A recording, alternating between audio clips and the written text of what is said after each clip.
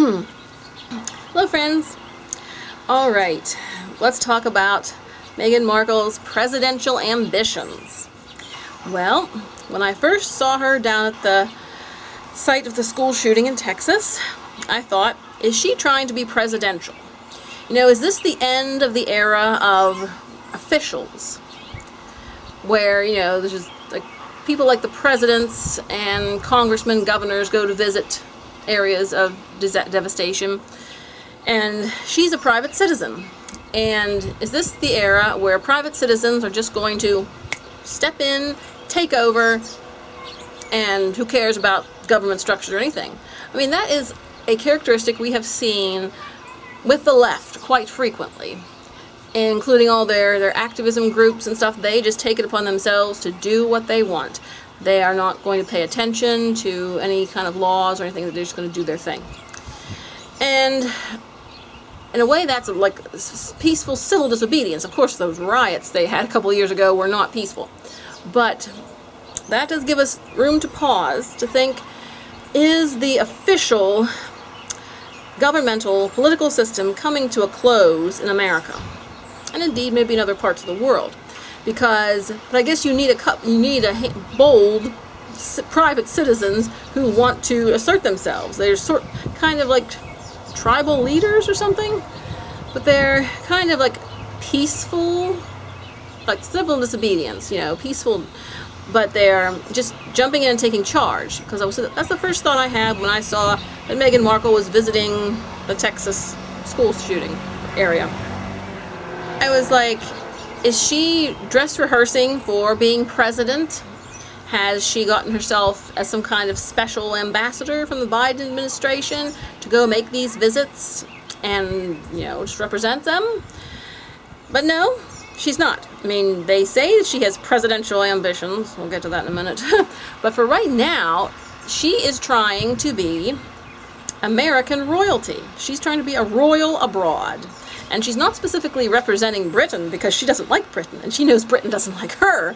So she and Harry are really representing themselves as they are royals because of something or other, but they are not representing anyone but themselves.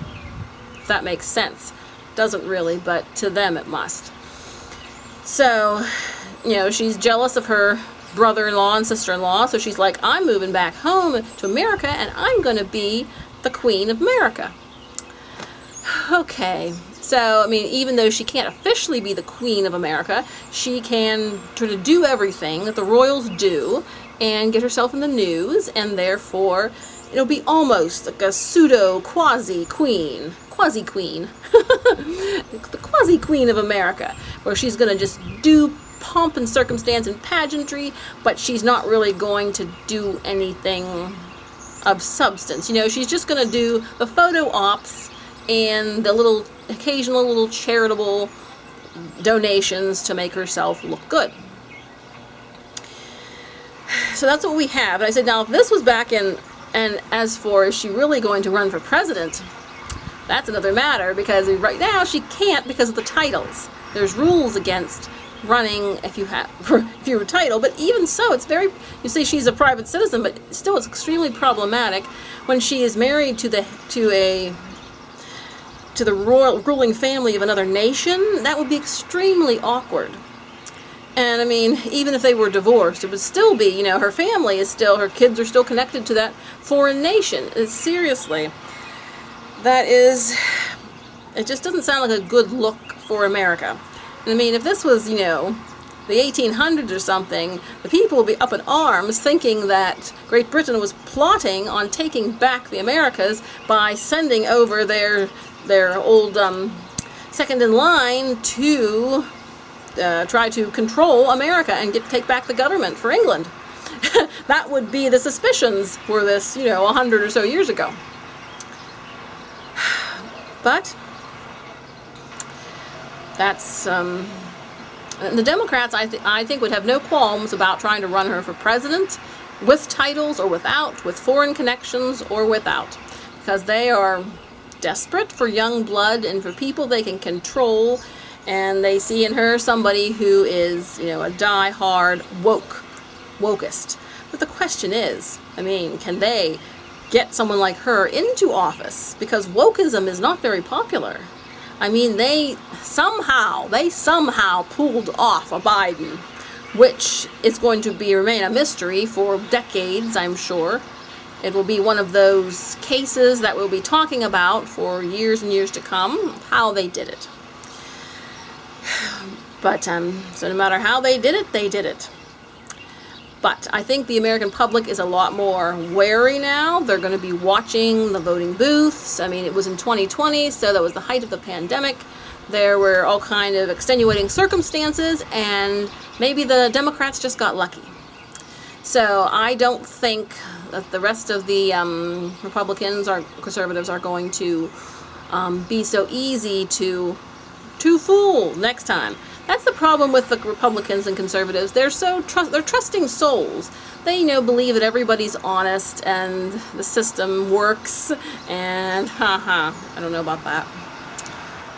But anyway, and like I said, Meghan doesn't really have any presidential qualifications. Now, you could say that President Trump had never been in office before, and that's a fair point. But most presidents have previous political experience. For instance, even Ronald Reagan, he was governor of California, so he had some political background.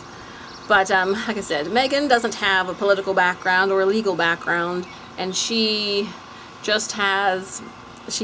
married into a royal family. That's all she has to offer, which is not anything the American voters want to promote, because America is not a kingdom. America is a, republic, democracy, all that freedom. So yes, marrying into a foreign royal family doesn't really qualify you for American political office.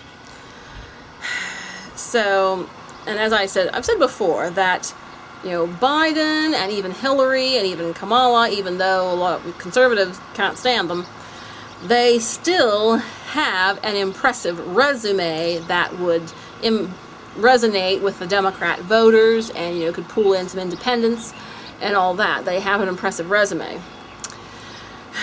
So, but Meghan doesn't. All she has is her foreign marriage. That's her claim to fame. And I mean, I'd say even Donald Trump had more going for him than that. I mean, he had business experience, he had a lot of success, he had a lot of wealth. I said, Meghan just doesn't have anything to bring to the table as President of the United States. She just has a colossal ego and a thirst for fame and glory. So, I mean, the Democrats could try to run her. Here's the thing. For her, running for president would be a gigantic publicity stunt to, break the internet. That's the kind of thing she'd like to do. And I would bet that she will run for president every 4 years, maybe starting in 2028. Because think of it this way. Running for president, you get a pile of publicity, you get donations. Just think how Archwell is going to start padding their pockets. If she's running for president, the donations will be pouring in from Democrats. And she'll be getting piles of publicity, so she'll get her picture in the paper, and she might not make it past the primary debates, which I sort of couldn't see that happening, but she would be gaining a ton of publicity, and I think ultimately that's what she wants more than anything. A ton of publicity, she can get a ton of donations, a ton of merching, so ultimately I don't think it'll matter to her if she actually wins the presidency, but I think she would like to run for president for the fame of it, or the glory and the buzz of it, and also to try to spite her brother-in-law and sister-in-law. So there's a lot of things going on at work here. But I do not think, personally, Meghan Markle is going to make it to the White House. But we'll keep watching. You never know. You never know, but she has an awful lot of obstacles to overcome on the path to the White House.